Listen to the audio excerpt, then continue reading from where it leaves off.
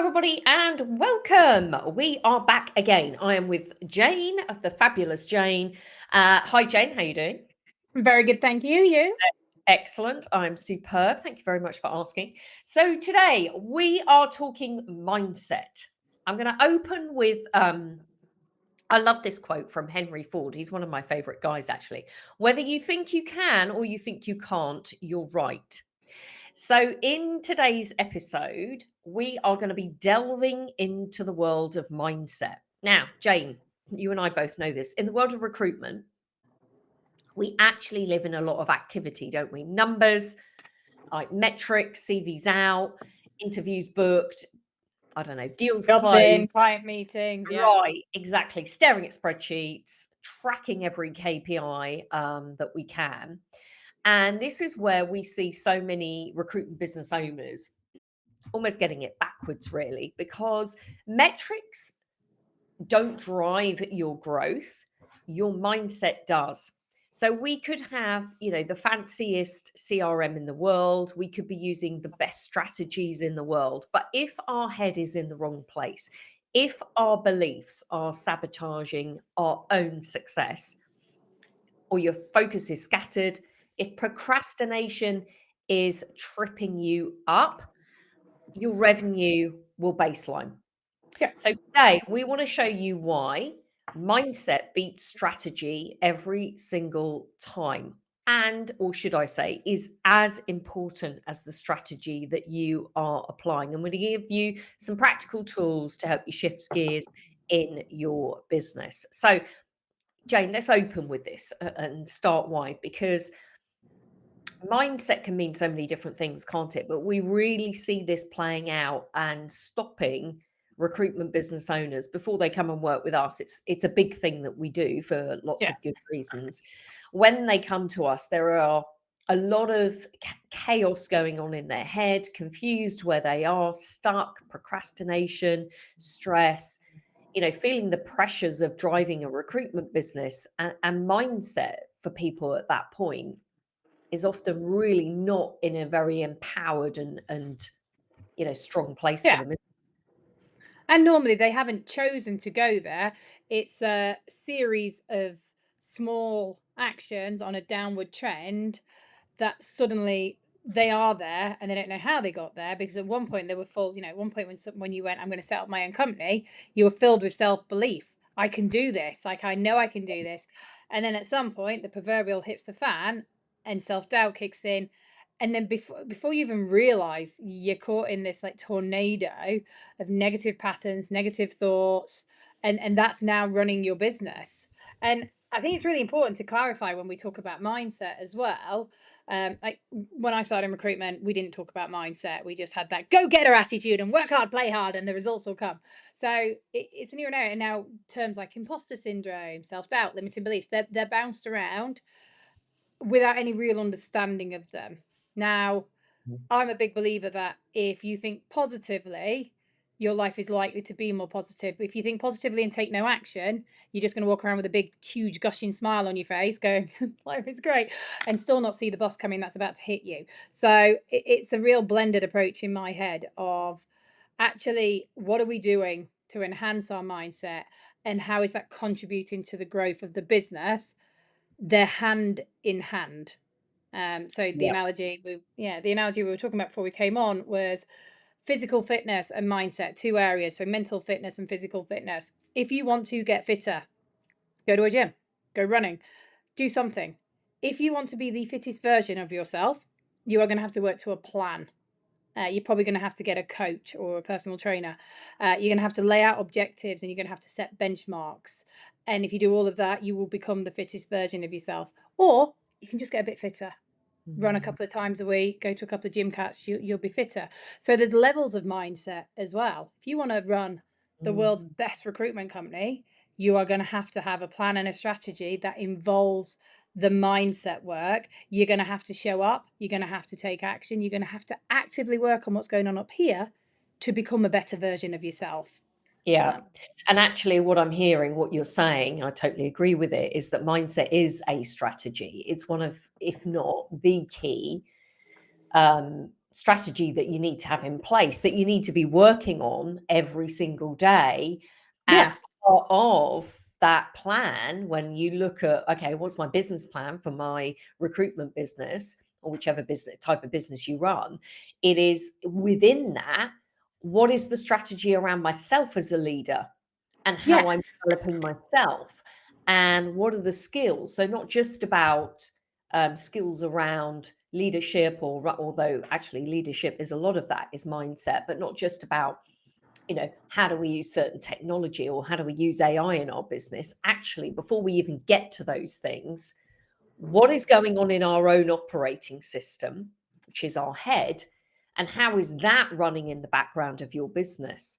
And Because how we yeah. the thing about mindset, isn't it, and we talked about beliefs right at the beginning, so let's link into that. Beliefs are your operating system.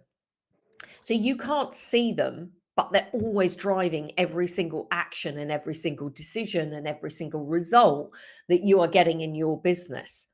So, for example, like I'm thinking of, somebody last week working a recruitment business owner, I don't know, that there are just no good jobs out there at the moment. Or, we can't find the right types of candidates. Everybody's on holiday. The entire of the country you live in has gone on holiday. How rude, and they forgot to invite you.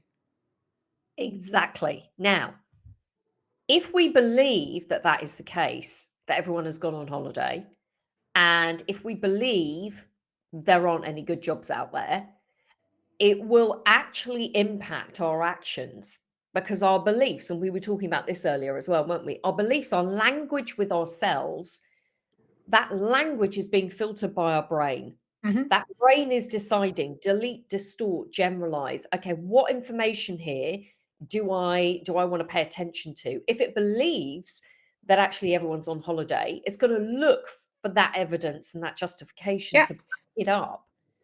And so unconsciously, as it filters that information, it's only taking in the reality that it believes. That you want to see. Yeah.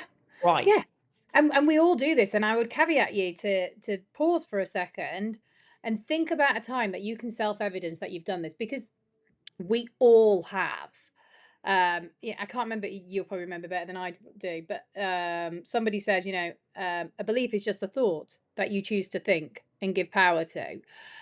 We have thousands of thoughts running through our head. In fact, I had one earlier where I was driving to the office and somebody pulled their car in front of me, and my thought was, "Oh my God, I'm going to kill you." I'd like to point out at this point, not a murderer. However, I still thought that. It didn't become a belief because I didn't give it any attention. It fleeted. But, and this is definitely, I mean, we've picked a good one because it's all that I'm hearing from my recruiters on our academy at the moment is it's August, everybody's away. Like, no, Mhm, they're not. mhm, And so, but if that's been filtered down, from a business owner as well, guys, I know it's August, I know it's a bit quieter, but get on the phone. Your recruiters are going, well, their mindset says it's quieter, so now my mindset says it's quieter. So mhm, you have a choice when that thought comes into your head. Oh God, it's August. Is everybody going to be away?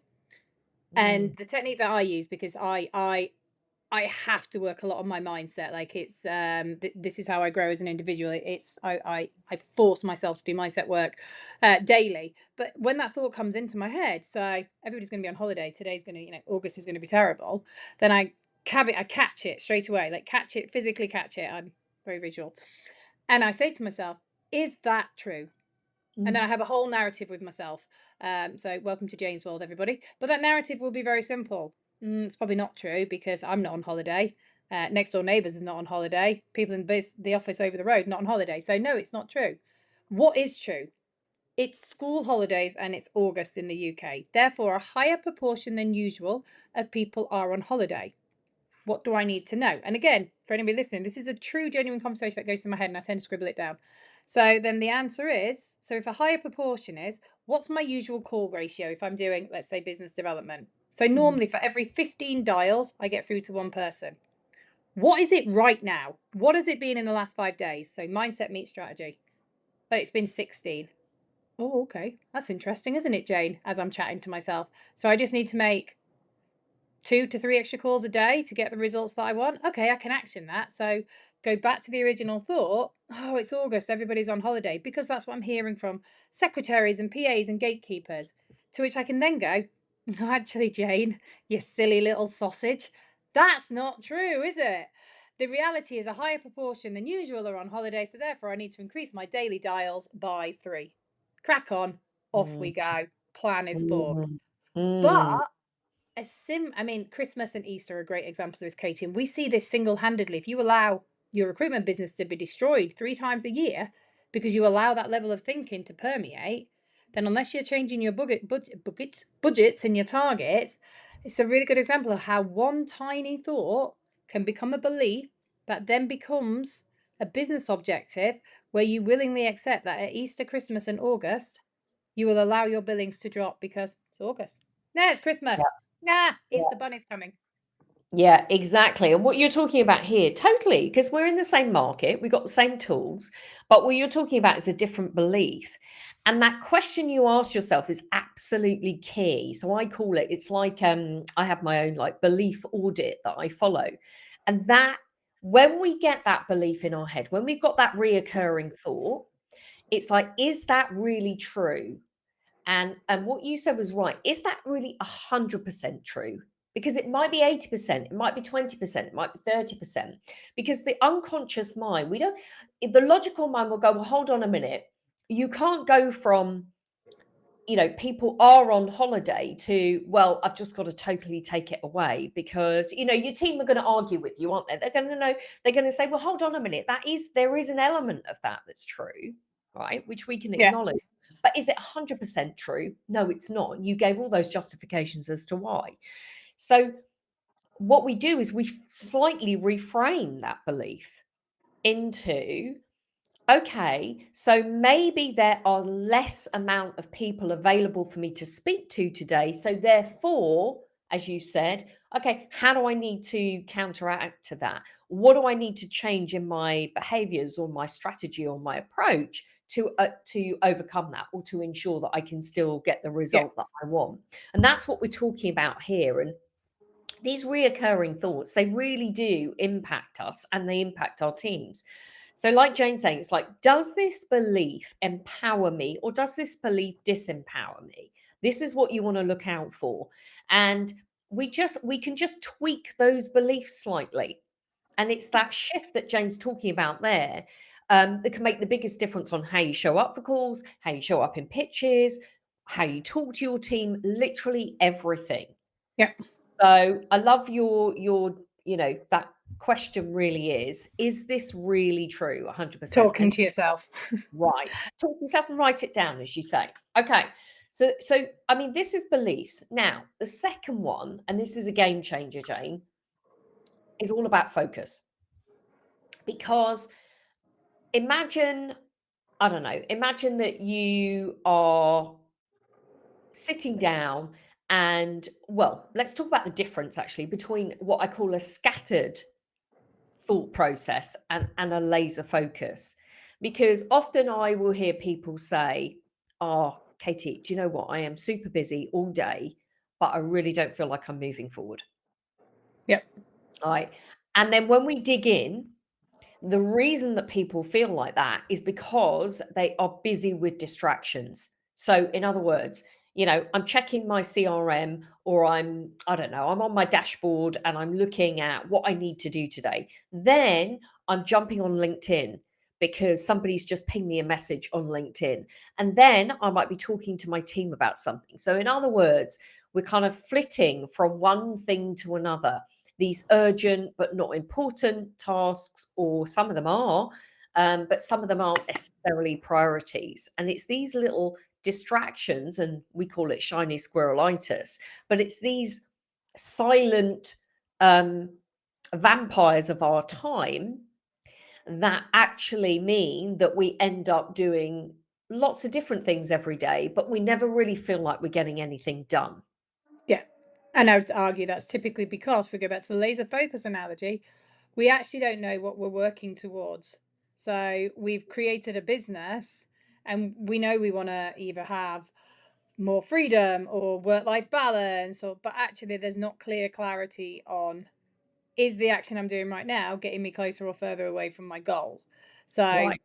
if your mindset's not supporting you, or you are just fluttering and moving, then I would argue the first thing you need to do is retreat and work out what it is that you're actually doing. And then, is the behavior that I'm doing is jumping on LinkedIn and answering this email now? Yes, it's quick. Yes, it's convenient. Is it the action I need to take? No, don't do it then. Mm, Let's mm, engage in what moves the needle, not what just makes us feel busy. Because let's face it, recruitment, you can be busy all of right. the day and all of the night. There's always more candidates. There's always more clients. It's a never ending cycle. So until we're Yeah, really clear, I totally agree. I actually think it's a really tricky job to do because it is so reactionary. yeah. I mean, Um, I train people on how to be focused uh, in a world that is exceptionally unfocused. Bing, my email just went off, and oh my god, that CV looks amazing, but I was going to do this, and now I've got to do that. So there is an and it's ability of not needing to pivot. exactly, it's not helped really, let's be honest. And particularly if we look at recruitment, there's so many I don't know what people call them, tech stacks or whatever language people like to use, but it's so many bloody shiny squirrels Ah, that are there pulling our attention 24/7. Now and I see it. Maybe I should be on it, but I'm not. But you've got TikTok, right? Some people are now using TikTok. You've got LinkedIn. You've got your own CRM. You might have your own dashboard. You've got AI, Chat GPT. All of a sudden, we're on that all day. You've got you've got them as apps, let alone on your computer. So you walk around with a computer in your hand, you're looking at a computer, and if you've got an iPad as well, like I am, Jesus, you've got like three things yeah. that are pinging at you. And it's what's my priority? So we've got to And reverse yeah, engineer it, haven't we? What's the outcome that I want? What is it that I actually want in the next 90 days? This is why we have a 90-day plan with our clients. Where do I want to be in 90 days? Okay, and then let's work that back because the brain can't work with too many things. Three priorities, really, three is the magic number. yeah. So, what are three things, like you say, that are going to move the needle today? Not 10, not a giant list, just three. And I am going to do those before I check my emails or Because before they're I. more important. Because yeah, the moment we choose to dive in, it's a little bit like, let's think about, if you come downstairs in the morning and the postman has been, which I appreciate doesn't happen as early as what it used to. For me, my first priority in the morning is a cup of tea. That's it. Brush my teeth, cup of tea, then brush my teeth again. It's a weird process, guys. I get it. If I come downstairs and see the postman has just pushed the letters through the door, there's a part of me that's interested. But actually, there's no way do I detour because the post is never that interesting anymore. Mm, I mean, it's really not that interesting anymore unless it's your birthday. So go make a cup of tea, and then I might even forget about the post. Whereas our inbox, hello, Katie. Listen to me. We've had emails overnight before 9 a.m. You must check me. And I'm like, why? What happens if we yeah. don't? And we become beholden. And again, it's mindset. It's this Mm, belief that we need to be busy all of the time, and then we create that, as opposed to, what are you working on today? Well, today I'm working on growing my business strategy. Well, that's really interesting. What does that look like? Well, it involves me completely unplugging, letting my team crack on with what they do, and I'm sitting in an office for 8 hours with a whiteboard and a pen, and we're mapping out what the future of the company looks like for the next 3 to 6 months. Wow. How are you going to get distracted? I'm not going to get distracted because I've removed every form of distraction. Yeah, I'm mm, giving an extreme example. How many times a day are you going to stop to check the post? Because that's what your emails are. It's post, mm, going. mm, How many times? Well, I'm not going to stop to check the post. Post comes once a day. Okay, mm, interesting. So mm. again, we're kind of hopping between that focus and mindset Yeah. orientation, but Well, they're linked, aren't they? And it is, massively linked. and you're right. Instead of, I'm going to be available all day or all morning, actually, I'm going to block an hour out and I'm going to get those three priorities on. It's going to be the first thing that I do. I'm going to do my business development from 9 till 10 before I do anything else. Now, Because that's the most important thing. Right, and this is it's also similar to the 1% rule, but you double your pipeline, you'll double in the same hours worked. When you're focused, you will get 3, 4, 5 times, 10 times as much done. It's the power of focus and it's compound results. Yeah. Because that's what happens when we laser in. That's why you have some people, good old, Tim Ferriss, the 4-hour work week, because he's laser focused on what he is doing in those core hours. Gosh, core hours. Anyway, that might send us on another conversation. But it is making sure, like, I have a list. What are the things I'm going to do? The first things that I'm going to do every single day, get them off my list. And then you have a little bit more time for yourself. So this is all about your top 3 priorities rule and making sure you do those before you do anything else in the day. Set Yeah. yourself up for success is what we're saying. And then think about the mindset that accompanies that, because if you've done it, Yeah. then your mindset is already dialed into success. You already know that you're there. Everything after that is just a continuation of achievement after achievement, as opposed to, oh my God, I said today, I mean, my best example that I give every time is my plumbing business expenses, my least favorite task, which goes off every Friday morning at 8:30 on my diary and says, Jane, do your expenses. And every Friday morning I go, oh my God, there's a billion things I would prefer to do. So what consequently happens is 3 months down the line, when it's VAT return time, I'm sat in an office on my own working through paperwork because I ignored the intention that I set for myself, because we're human. But it also Yeah. means that I start every Friday with a fail. So probably need to address that. I'm just going to add that to Jane's to-do list, move that around. There you go, a bit self-coaching.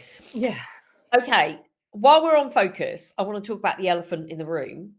And I can talk about this one because it is one that I have, along with shiny squirrelitis, definitely experienced and worked on. And it took me a long time.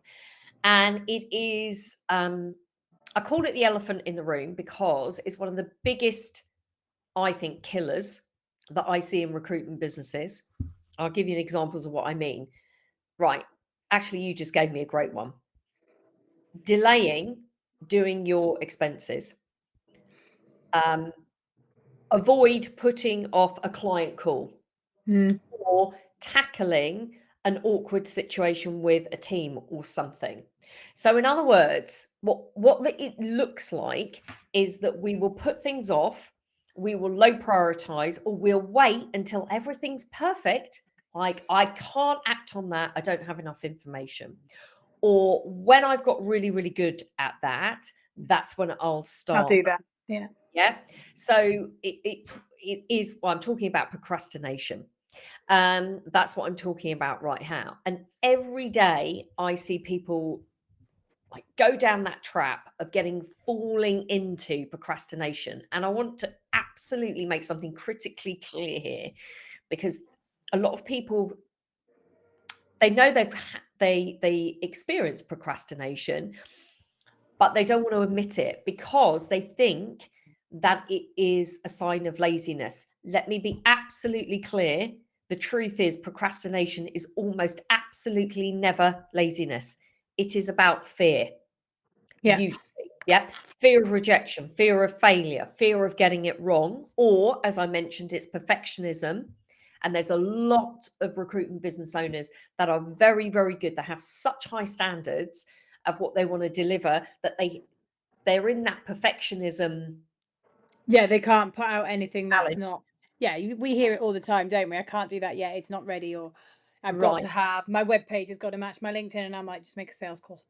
right. Before they act, they do that. So let's talk about what you can do about it if this is resonating. So if I'm procrastinating, the first thing is we do want to recognize it. Like Jane, you gave that example. You recognize you procrastinate on it. Oh, I know I do it, and then I even laugh at myself when I go, "Well, don't blame me, Jane, when you can't go out and play on a Saturday because you're sitting there doing your expenses. It's on you." So yeah. And what stops you from doing it? What is it that goes through your head? Well, I normally have a billion other things that I can do. And I also know when it comes to my expenses, there is a deadline. Like I cannot upset the tax man or the VAT man. So I back myself that it will be done, and if it Yeah. has to be done on a Saturday or a Sunday, then that is my fault. So I am happily prepared to accept the consequences. And that's the deal I make with myself. I'm never going to do it on a Wednesday. I'm never going to close off my coaching calls on a Wednesday afternoon and be like, can't coach today, guys. Got to do my expenses because I didn't do it for the whole month. Yeah, it's my punishment. So Yeah. I'm quite down with that. So it makes you feel uncomfortable. In Yeah. one way, shape, or form, it's like, I don't really wanna do it. Like you're saying, I don't enjoy it, or in your head, sometimes you think it's gonna take me ages. It's not a quick fix.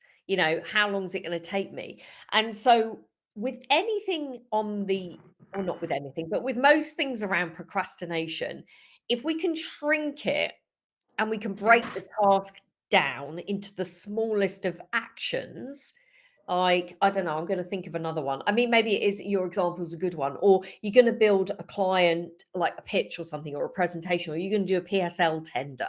It's like, oh my God, it feels so big. Okay, but what if we literally shrunk that down and we have a saying, to to achieve a big goal, you break it down. It's like eating an elephant, right? How do you eat an elephant in lots of little tiny bites? I know. I really hope we don't eat an elephant, but yeah, I'm with you. I'm with you. You know what I mean? Yeah. So, go with me on it, humor me. So we wanna break it down into tiny, tasks, and we can break it down literally to even like a 15-minute Yeah. rule. And it could be like, right, what's the first thing I'm gonna do? I don't know. I'm gonna open my presentation deck, or I'm gonna get a piece of paper. I'm gonna put the title on the top. Then what am I gonna do? Then I'm just gonna brainstorm the steps that I need to take, but I'm only gonna spend 15 minutes doing it A because great bit of sorry, Katie. yeah, go. A great bit of advice that I was given once was rather than setting a task to complete, so in my diary, I'm going to do the Yeah, PSL tender, set the task as working on PSL tender, nice. 30 minutes, boom. So then your whole mindset pivots from I've got to get this done, I've only got 30 minutes to if I don't get this done, I'm going to book in another 30 minutes with myself to do it. Great. And that's exactly it. So and then what you're doing is it's like, right, what's the first step? What's the second step? What's the third step? Um, and suddenly you realize, right, okay, oh, brilliant. I've done another step in that. Mhm. And all those invoices or all those expenses that I had to do. Well, maybe I've done, the last week. Great, Yeah. I've done it. Or I've done the first one. And then you just go back and do the next one. So you're absolutely right. It's a mindset trap. Um, and we actually have our own saying, which is JFDI. Some of you might have heard it, just frigging do it.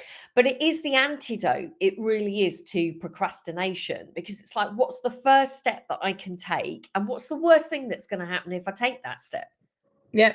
Do you know what? I'll give you a great example of JFDI. And again, I'll take it out of um, physical work, put it into physical fitness. I had a stressful day yesterday, which also consequently ended up in me getting stuck in traffic, which meant I missed my 7 o'clock gym class that I was going to, which meant I was in a foul mood. Ask my children.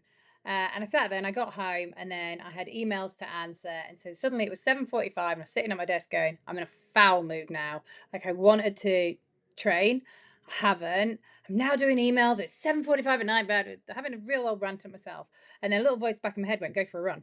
I was like, I don't want to go for a run. It's getting dark. Another voice went, you've not walked the dogs today either. And I was like, oh, thanks for that, brain. I needed that. And then the voice said again, just go for a run. I was like, I don't want to. I wanted to go to the gym. I'm being a child. But so now I pivot myself and went, you know what, you've got an opportunity, Jane. Again, I do talk to myself. It's becoming very apparent. So put my trainers on. That was the first step. Just go and put your trainers on, see how you feel. So put my trainers on. Swapped into a running top.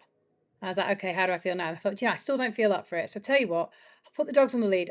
I'll walk to the start of where I run. And when I get there, I'll decide. So I walked to the start run. When I got to the start of the run, I thought, right, do you know what? I'll put some really loud music on to drown out everything in my head. So put the loud music on.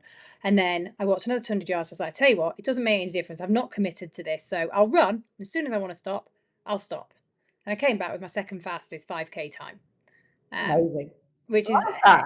but it was all none of it was, "Jane, just get out and do it." It was like, "Just put your trainers Mm. on." just put your top on, just walk to there, just do this. And then suddenly I was pounding the streets. To be fair, I actually thought I was running at a speed that, Mo Farah would be jealous at. So I was marginally disappointed when I got my second fastest time. And then also, I came back and that, like, literally as I finished my walk, I was like this, yeah, you've exercised. So now you've got the happy endorphins. But I was always like this, oh my God, you did something you didn't want to do and you Mm, frigging loved it. Like, what does that tell you? And it's again, recognize those successes when when you defeat negativity in your own head, because then you start to back yourself more and mm, more and mm, more. I can do this. I'm invincible. Of course, mm, I can grow a business to be in a multi-million-pound turnover. Why couldn't I? Just mm, need to figure out step one. And step one might be set up a limited company. Step two, mm. reach out to my network. Boom. And off we go. Yeah, and that's really good. And it's also really useful. I'm thinking about people at the moment that are feeling like, look, the market, the same things going through their head. The Mm. market is tough. And so maybe I'm leaning away from taking the action or feeling like, I'm not being as successful as I used to be. And is it me? And questioning themselves. And actually, it's just take the step with no attachment to the Yeah. outcome, because you never know, the outcome is highly likely that it's going to be a lot better than you think it is. Uh, Yeah. because your monkey And mind will always give you the worst case scenario. always, because it's trying to look after you. And I think Exactly. this, and to go back to the analogy I gave at the start, I'm getting far too overexcited, so we will wrap it up momentarily. But Katie, you will remember about 7, 8, possibly 9 years ago, I went through quite a journey. I transitioned from employee to business owner, and I would argue that I've always been a great employee. Well, Katie, you Yes. used to be my boss, so I work hard. Never quite had the mindset that I could do it for myself. That was always quite scary. And I went through a point in my life where I thought everything was negative. Like, how would I retire in the cost of the UK? Everything compounded on me, and all I could see was bleakness. And I Mhm. think sometimes to get to the worst place in your life makes it easier to get to the best place. But I know some people listen to these podcasts and go, "Ugh, so what you're saying, ladies, just smile and crack on." And I'm Mm, saying, no, mindset must be worked on. So when I reached that peak, that point in my life, mm, I got a coach. It's not a sales pitch there, guys, but I got a coach. I got someone to help me see through the woods. I also started to digest, like, there's so much on mindset. So every night when I went to bed, I listened to 20 minutes of hypnosis about mindset. And then I made sure at any given point I consume materials by Gabby Bernstein, Tim Ferriss. I mixed business literature up with the spiritual side. I listened to The Secret on repeat. Um, and then I listened to books about how to sell on repeat. And these are habits that I still live and die by. I don't do them as vivaciously as what I needed to, because I don't need to do them as vivaciously. But I made becoming physically, mentally strong, if that's a mm, thing, mm, an absolute goal. And I know the tools required to keep me up here. And as you will know, Katie, I genuinely think I'm invincible in most things. If I decide I'm going to do it, then I categorically am going to do it. But I can show you a very different person. And I suppose that's how I'd finish it. If you came on to learn more about mindset, is you have the tools. But when I decided I was going to consume and become a mindset ninja, I didn't think I'd go and buy every book. I bought one. And that for me actually was the secret. And then I listened, and then I thought, actually, I quite like this. I'm going to listen to hypnosis. And I did that. And then everything that worked, it just became a daily rhythm. And mm, then you start to really believe that you can do anything. And once you get there, life becomes pretty frigging cool.